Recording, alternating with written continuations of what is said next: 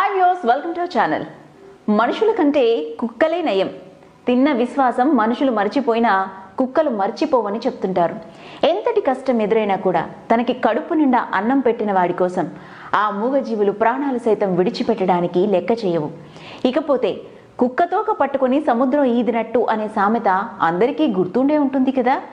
ఆ సామెత ఎందుకు పెట్టారో కానీ ఈ కుక్క తోక పట్టుకుంటే నిజంగానే సముద్రాన్ని ఈదేయొచ్చు. అదేమిటి, కుక్కతోక పట్టుకుని సముద్రాన్ని ఈదేయొచ్చని అనుకుంటున్నారా? మనుషులు మహా అయితే నిరంతరాయంగా 1 కిలోమీటర్ ఈదగలరు. కానీ ఒక చిన్న కుక్కపిల్ల సముద్రాన్ని ఈది ఇటువైపు ఒడ్డు నుండి అటువైపు ఒడ్డుకి చేరుకుంది. నమ్మలేకపోతున్నారా? కానీ ఇది నిజం, నమ్మి తీరాల్సిందే. అది ఓ చిన్న కుక్కపిల్ల. చూడటానికి చాలా అమాయకంగా ముద్దు ముద్దుగా కనిపిస్తుంది. కానీ అది చేసిన సాహసం, దాని పట్టుదల చూస్తే ఎవరైనా ఔరా అనాల్సిందే. ఈ కుక్కపిల్ల ఎలా వెళ్ళిందో తెలియదు కానీ సముద్రంలోకి వెళ్ళింది. చిన్న చిన్నగా ఒడ్డుకు ఈదాల్సింది పోయి సముద్రం లోపలికి ఈదడం ప్రారంభించింది. ఎంతకీ ఒడ్డుకు రాకపోయేసరికి అలా ఈదుతూనే వెళ్ళింది. చివరికి సముద్రంలో ఏదో ఒక కట్టడం దానికి కనిపించింది. వెంటనే శక్తినంతా కూడగట్టుకుని అక్కడి దాకా ఈదింది.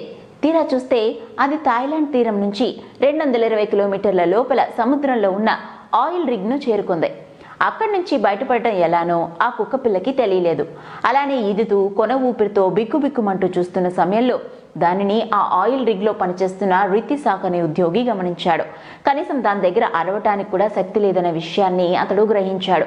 నిస్సహాయ స్థితిలో ఉన్న ఆ కుక్కపిల్ల ఆపదలో ఉన్నాను, నన్ను కాపాడండి అంటూ తన అమాయకపు కంటి చూపుతో చూస్తున్న అభ్యర్థన అతడికి అర్థమైంది. వెంటనే దాన్ని నీళ్లలో నుండి ఒడ్డుకు తీసుకొచ్చి నీళ్లు, ఆహారం అందించాడు. అనంతరం దానికి బూన్ రోడ్ అని పేరు పెట్టాడు. థాయ్ భాషలో బూన్ రోడ్ అంటే కర్మను గెలిచి బతికిన వారని అర్థం. బూన్ రోడ్ చర్మంపై విపరీతంగా గాయాలవడంతో చికిత్స నిమిత్తం ఆసుపత్రికి తరలించారు. కాపాడిన వ్యక్తే దాని సంరక్షణ చూసుకోవడానికి ముందుకు రావడంతో అందరూ అతన్ని ప్రశంసలతో ముంచెత్తారు. ఇలా తనకి తెలియకుండానే 220 కిలోమీటర్లు ఈదిన కుక్కపిల్ల ఫోటోలు ఇప్పుడు వైరల్ అవుతున్నాయి. మరిన్ని ఇంట్రెస్టింగ్ అప్డేట్స్ కోసం చూస్తూనే ఉండండి అవర్ ఛానల్.